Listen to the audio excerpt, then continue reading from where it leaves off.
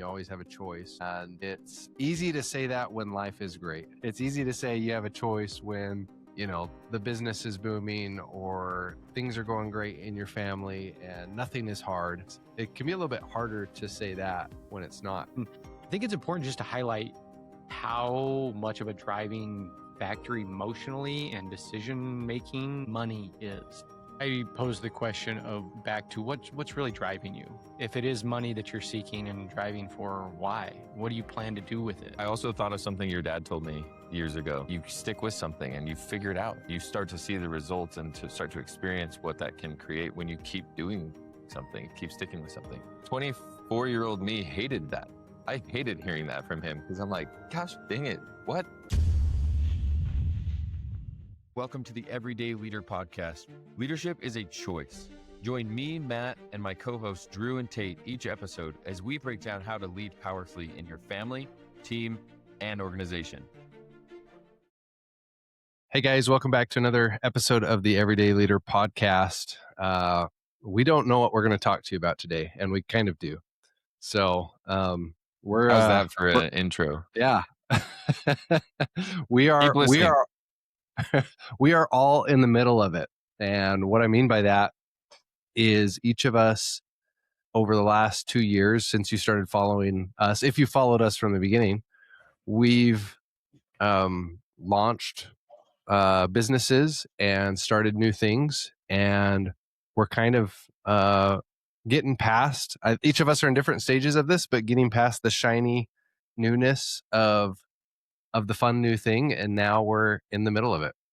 And figured we'd just talk about that for a few minutes today, give some updates on us being in the middle of things.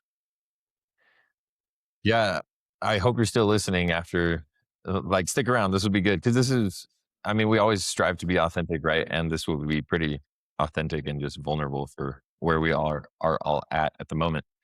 I found myself saying to Drew yesterday, though, like, these feel like the moments when you decide and take action to keep sticking with something. And those are the moments that differentiate like whether or not something gets to continue to grow and become what it can be, like if the vision gets to happen.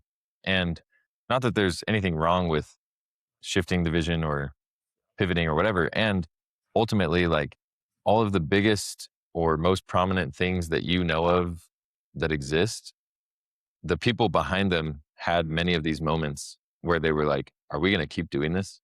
Are we going to keep believing? Are we going to keep pushing and keep creating? And that's what's been occurring to me, is that they're really like, those moments are the difference between something that could have been and something that is still. And so I'm look forward to our conversation today around like, how do you keep going? How do you keep leading and keep creating when you're right in the middle of it, and when it feels like things are stacked against you, or things start to feel heavy, or to Drew's point, like some of the adrenaline or just sheer excitement of innovating something new is starting to fade. And so I'm excited to hear what you guys have to say. I know we are all at different stages, and why do we keep going, or what has kept you guys going? Because that is one thing that we all have in common currently, is that whatever that thing is that we started, we're still in it. Mm-hmm. I feel like we just got to let Tate say something at this point. So I just got a lot of thoughts rolling at the moment. And for those of you guys that aren't aware, Justin Gaethje's kind of a big conversation at the moment. And Matt and I actually went to high school with Justin. And so it's kind of cool being able to watch him do what he's done on the level he has, because those are, you think about what just happened, and like, that's not something you can ever recreate.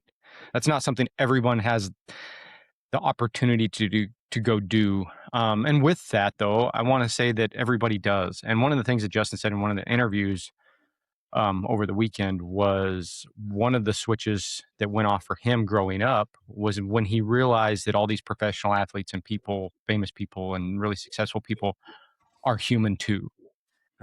And he realized that there wasn't anything special about him and he could go do it. And it was just sheer grit and not giving up, not stopping, and just keep that keep performing, keep showing up, keep grinding. That got him to where he was or is, and I think that's so relevant in just life. Like Matt said, we it's real easy to get excited about new things and change and opportunities. And I think everybody experiences it at some point where it's just like, wow, this is new. Let's go. It's exciting. And the minute it gets hard, the minute it's not fun anymore, um, I don't even know if we ever make the conscious choice, but you just kind of stop. And for me personally, I can talk about uh, just my um, health journey, I guess. I don't know how you want to say it. Just working out, exercise, those types of things. All throughout my life, I've been kind of up and down and pretty consistent for a year plus at a time, and then stop for several years. And um, I'm on about a 3-year run, and I can say without a doubt that's the longest period of consistency I have had, and without a doubt, I'm seeing results that I never have in the past. And for me, that's really exciting. Um, and it just illustrates that the consistency that it takes for some of this stuff is just irreplaceable, and a lot of times takes longer than you think. But you just got to keep showing up, and it doesn't mean you got to break any records every day or um, do something miraculous. But I truly believe in that 1% a day. If you can just show up and move the needle in the right direction consistently enough, it adds up. Yeah. Okay. I love that, Tate. And for those of you who don't know, Justin Gaethje is a UFC fighter. He just won the lightweight title on the South Lawn of the White House. And pretty cool for like our small town to have someone on that stage. Like it's just doesn't happen frequently for where we grew up. And Tate, I also thought of something your dad told me years ago.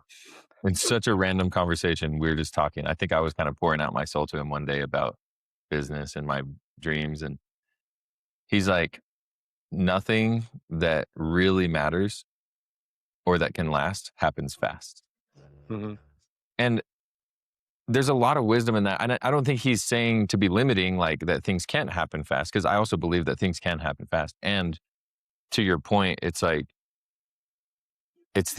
like you stick with something and you figure it out, and like you start to see the results and to start to experience what that can create when you keep doing something, keep sticking with something. And 24-year-old me hated that. I hated hearing that from him, because I'm like, gosh dang it, what? Yeah. And yet like I appreciated hearing that, and it stuck with me. And so my question for you, Tate, is like, now that you can see that you are in a period of consistency, specifically with your health, like you mentioned, which by the way, I agree. Like I've never gone to the gym or worked out and then afterwards been like, man, I wish I didn't do that ever. One time, ever. And so what is it though that has kept you in it? I think that's like where we want to get in this conversation, is like, what can you pinpoint? I mean, and we can probably all share somewhat to this, but I want to hear, like, for you, like, what has kept you in it on the days where you didn't want to, or the days where it felt like you were ready to be done, or whatever. Yeah. Real quick before I jump into answering that, my dad had another saying similar to what you were saying there that he would say all the time. And it was, if it's too good to be true, it probably is. It probably is. Yeah. Those things just don't exist. If you're getting, it. Yeah. But as far as the consistency and just showing up, I don't think there's one straight answer. For me, it was always maybe not drastically different, but I think there was multiple things, and depending on the day or the week or the circumstances, that kept me going. And for me, I've always been kind of a creative dreamer mindset. You guys can probably appreciate that. And so the other people I know that are that way, and I tend to think I'm this way too, aren't always the most organized people. And consistency and structure are probably not our strong suits. And so for me, realizing that I needed to build some of those patterns in my life, to the point where when they don't happen on a given day, you're going, wow, my day felt off. And there's been days I've woke up and just tired, dragging, whatever, and in the morning kind of mentally decide, hey, I'm not going to go to the gym today. I'm going to give myself a day off. And then I get to my normal workout time and it's like, well, here I go to the gym. And it just, I don't know that any of what I'm saying is useful to anybody. And I'm just kind of rambling thoughts that are going through my mind. But it really just came down to knowing deep down that I needed to build those cornerstones around my life of consistency. There's certain areas in my life I always felt like I was super consistent, but daily habits is not one of them. And so I think over the last 2+ years, I one of the commitments I made to myself, and this goes to most everything in my life, was just showing up. And what we're talking about, whether it's health or work or anything else, to me, that's such a big thing. And it's a funny story. Sorry, guys, I'll let you get to it. But I realized going through college, going to traditional education for me, I don't know how to put this, but never had to put as much effort into it as some people. And I always kind of felt guilty about that. But one of the things I realized with that in college specifically was, if I just went to class, I didn't have to study near as hard.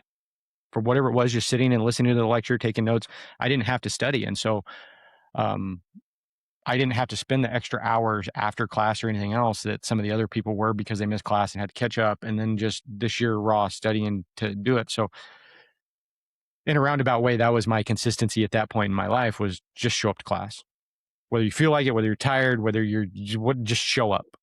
And for me, that worked so well in that environment. And I see that still now, practicing that in other areas of my life, whether that's the gym, whether that's work, whether that's my kids, just show up. Yeah. Love that. Drew, did you have something else you want to add? I have another kind of like question or topic, but let's stay here. 2 or 3 thoughts. One that came to mind is Ben Lawson, who's been on our podcast before. He's joined the Abundant Man, and he's leading our fitness pillar. We had a call yesterday with him, and he jokingly made the comment, like, when people ask me, well, how do I get arms like yours? He's like, well, you just work out for 15 years straight and they'll look like this. Sometimes we want to, like, well, what peptide do I have to take, and what's the like workout program I can do in the next 3 weeks to look like you? And that's not always the case. And the other thought is, you're kind of talking about just the comment Justin Gaethje made, which, if you didn't watch the fight, that's like going to be a Rocky movie someday, I swear. That was so cool. That was the first thing I told my wife, is this is going to be a movie. Right. He should have been knocked out. That was it, second round, first round, I don't know. Anyways, but I had a chance to go to a pretty big, what I would consider a big name networking event this weekend. And to Justin's point, like, they're all just regular people who've just been willing to do the thing longer than most people have done. There was in the room was Logan Paul, Tim Grover. I was standing a few feet away from Jesse Itzler. I could list off a bunch of other names, but a lot of these people, you meet them and you're like, oh man, you're not that much different than everybody else, except you're willing to keep going, or you don't care what people think when you're in the middle of going. So that was my thought, man. No, I think both of those are so good. Right. We've heard other people say that. I think Alex Hormozy even, about, like, if you can just be willing to look dumb for a long time, which none of us like that, right? None of us want to feel that, and our brains are literally wired to, like, work against that. And so I think it's kind of in that same vein, just willing to keep showing up, willing to keep potentially looking dumb, willing to continue to find a way And, I think of like in the book Good to Great, right? Like the brutal facts and never losing hope or faith that you can achieve whatever it is you're achieving. Like it's important to acknowledge like the constraints or the brutal facts of your current reality and then keep working. And to bring this back to like the everyday leader, like that's what leaders do. We've talked about that on the show. Like leaders create with what's in front of them. And that's what I've been reminding myself of lately as I've been in the middle of it is like, okay, there's technically lots of different ways to go about working through this or sticking with it, right? Because some people might be listening and be like, well, but how do you stick with something when you're out of cash or when you're not cash flowing or when you're whatever, like, right? All the things and super valid. That's what I mean. Acknowledge the brutal facts of reality. And the truth is like, ask yourself a new question. Like, who could I talk to? Who knows this? Who's been through this before? What creative way could I get into this, right? So there's always like other questions to ask and then other answers that you can get to keep going if it's what you choose. Well, I love that too. And I don't know how many times I would love to have a poll on this to really know like if there was a good statistic, but how many people we see as successful today in business that failed, like to the point of bankruptcy. And most of them we're able to regroup and go again. And so I loved your point about the reality is the reality. If you've gotten to that point, like sometimes there is no salvaging what is today, but that doesn't mean you can't call it what it is. Take your time to regroup, whatever that is, and go again with all the lessons you've learned, whether it was the first, second, third time along the way. Because we've all heard the cliches and all these guys that talk about it all the time, but the people that are successful just take the failures and learn and keep going. You don't truly fail unless you stop trying. Yeah, totally. I've been asking myself that question lately, right? Like one life and so many opportunities, possibilities, like why would I not just run wild every day in pursuit of what's meaningful to me, what's fun, and what's the life that I want to create with my wife and my kids, like and I believe I am, and also that's shown me like some days I don't. It's very much like I go into like the more scarcity and fear and I'm making decisions or not making decisions from a place of scarcity and fear. And so I it's just think interesting to reflect on. for me, I think it's important though around that to understand what's driving you. Is it because I think I need to do this because I'm going to make a bunch of money? Is it, or like you're saying, the things that truly drive you that are truly important to you? Because I think we spend a lot of time and sometimes psych ourselves out in those spaces of thinking we want something that we truly deep down don't. Yeah.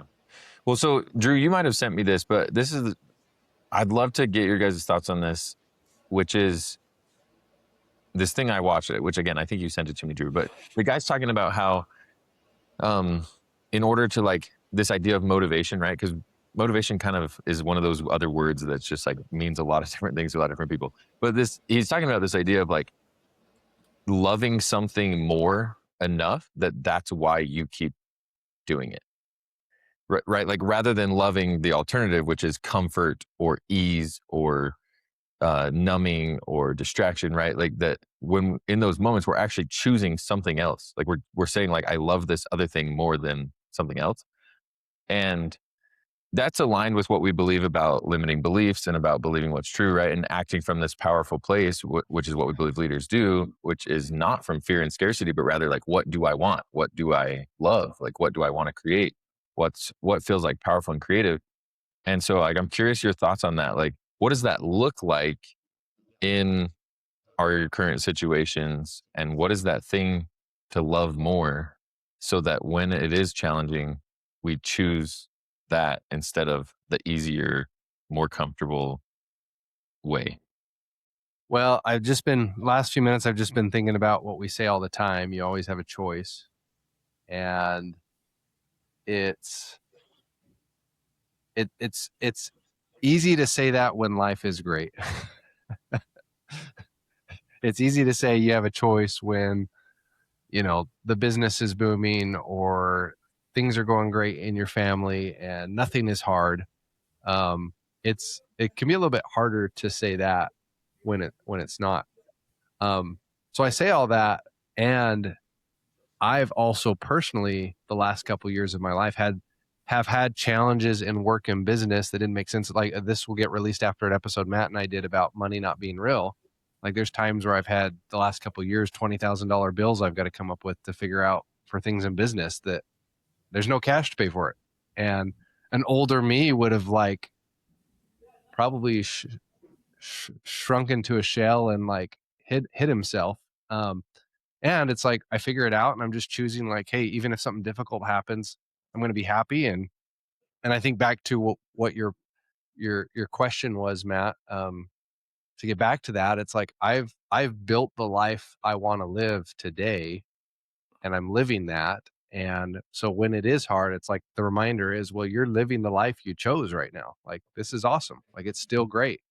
And there's sometimes days where it's like, okay, I got to figure out a new challenge. And I think another realization I've had recently is if I'm feeling fear or if I'm feeling uncomfortable, that's probably an opportunity for some amazing growth in my life. Like I'm on the edge of progression.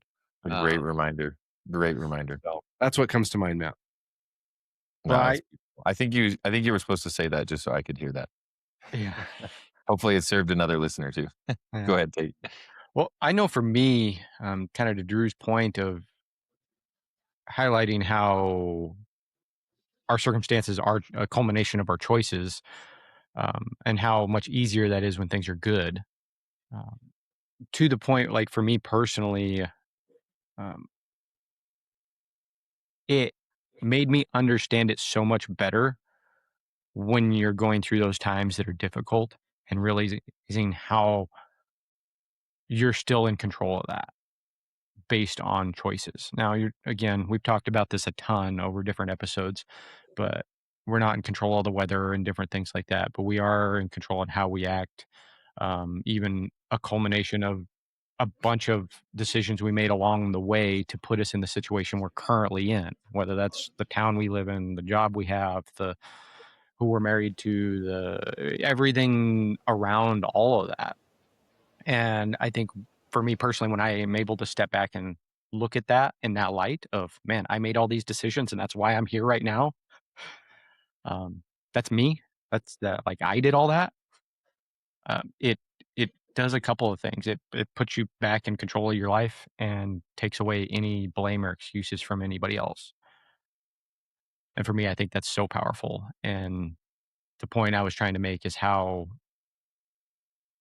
it took those times of it being difficult and not going through good situations and trying to keep that mindset for that to really set, to really understand what that means.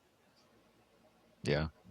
That's, again, great reminder. Which, if you're in the middle of it, if you're listening to this, you're in the middle of it, remind yourself of that, right? Mhm. That you get to choose how you respond to the things that are happening right now. And again, that's not always comfy, or like you probably want a different answer from us or whatever. And it is grounding to be like, okay, do I still choose this? And how do I choose to respond to these things that are happening around me or to me at the moment? Our lives are literally a culmination of our decisions. Yeah. And we can also choose differently if you want it to Mhm. be different, which is, something we talk about a lot, about taking responsibility and being a leader. Mhm. Um, the other part of that thing that Drew sent me that I was listening to, that I was referring to, is he brings up that it's like the thing for him, or that he's proposing as like the thing that you can love more than the easy way is God, like loving God. And my thought on that, because I feel that, and I've been thinking about that a lot the last couple of days, is like, I believe God doesn't actually need us to love him. So it's not like we owe God our love per se, like truly, I mean, he doesn't need us to love him. And yet God is like the bigger vision. It's like the deeper meaning. And so, and I also believe, and we've talked about this a little bit, that as I know God and love God and I'm closer to God and Jesus Christ, I actually know myself more and love myself more. Like I find more of me when I'm closer to God. And so I do invite all of us and our listener to contemplate that. Like, what does that look like? And I've been thinking about it a lot lately, that like even taking care of my physical health is like a way to show my love for God. Like he Mhm. created me and he wants me to be involved in doing really amazing things. because we can, and that's why we're here. And part of that is like being healthy and being clear, having a clear mind, having a healthy body. Mhm. And, same with business. It's like, I don't think we've talked about this. God doesn't really care what you do in your business. And like, he wants you to do things that matter and have an impact on the world. And so again, like sticking with it, I'm working to draw like that motivation or that stick with it from this, like, well, do I love God? Do I love his vision? Do I love like who I am as I know him more and like the impact that I can have when I'm close to him? And the answer is yes. And that's been a motivation for me, even in the last couple of days, to see it that way. That like when I choose to keep going with something I feel called to when it's hard, I'm choosing to love God. I'm choosing to love me, and I'm all about taking action and sticking with something from a place of love. I mean, there's not a more pure motivation in the world, in my opinion. It's we was it a few it's been a couple months ago now. We talked about being worthy, and um I know I kind of left the conversation saying that everybody is worthy, and I, I kind of want to reframe that a little bit from the way I truly say it, because the reality for me You're is not we're worthy. not. There isn't a single one of us is worthy. Right. Yeah, like we're But, nothing and everything. Yeah. but he didn't tell us we had to be, Yeah. and I think that's the amazing good news part of all that. So, Yeah. Yeah. one other thought. Go ahead. It's kind of touching on Drew's, and then I'll shut up and you guys can. But I read a book a year or so ago, and it was basically talking about the different psychologies people have around money. And Drew talked about how just your psych on the old version of Drew versus how you handle things around money now. And I think it's important just to highlight how much of a driving factor emotionally and decision making money is, finances is. And I don't know that there's a right answer. And this book kind of says that everybody's going to be different and see things different, and that's that that's okay. Um, but I pose the question of back to what's really driving you, and is it, if it is money that you're seeking and driving for, why? What do you plan to do with it? And I'm not saying it's wrong. I mean, I think we're all trying to be successful and for different reasons, and that's all good. Um, but deep Yeah. down, what is that driving? Yeah. Great Yeah. reminder. Like for what? For I what? was For what? I was thinking as Matt was talking, and as you said that, Tate, that lines up so well. Just like, what's the focus of your life? Like when problems happen, you can make the problems the focus of your life, Hmm. or you can continue to have the focus of your life be your God, Jesus Hmm. Christ, your family, your vision for what you're building in your business, and that can continue to be the focus Hmm. even when things aren't great. Or it's very easy. The opposite would be, okay, I'll focus on everything negative, and then I'm going to let that control my environment and how I am. So Some of the most impactful people I know around our community, I've seen, there's a couple people that come to mind right now that have worked with youth for 25, 30 years plus and have been so impactful. And I can tell you right now, if you look at them from a financial standpoint, you're not going to say, hey, man, this person's super successful, but they have made a difference. I can tell you that. And it's amazing. Yeah. Yeah. yeah, Well, this has been so good. Hopefully you've been able to take something from our discussion today. I love it. I know we kind of went in different places, and like the truth is, for all of us right now, like we're in the middle of it, and many of our listeners are also in the middle of it, whatever that looks like. Could be family, could be business, could be just other things. And so keep going, um keep climbing, recognize that the destination is not the joy, and the joy is in the keep going, as long as it's something that is still aligned with you and that you can choose. And Mhm. I know for me, I've had some great reminders today of like what those are for me, and to kind of recenter and realign to keep going. So appreciate you guys. yep. Thanks, guys. Thank you. Today's the day. Thanks for joining us on the Everyday Leader podcast. If you're ready to take your leadership journey even further, subscribe to our weekly newsletter for more insights and practical tips. And don't forget to connect with us on Instagram to stay a part of our growing community. Just follow the links in the show notes. If this episode impacted you, please help us spread the word and share the link with a friend from wherever you're listening.